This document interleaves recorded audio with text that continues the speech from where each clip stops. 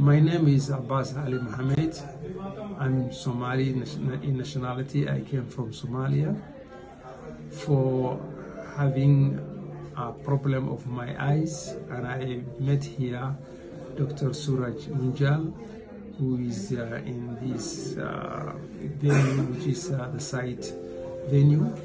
I was very welcomed by all the staff of the center, and after checking my eyes, the doctor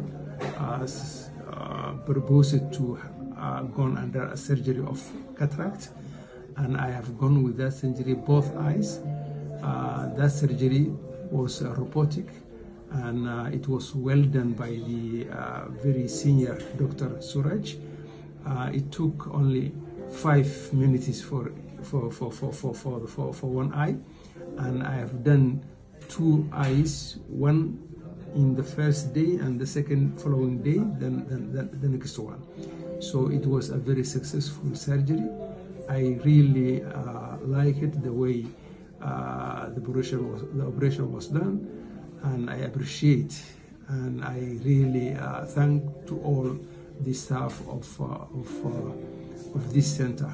Thank you.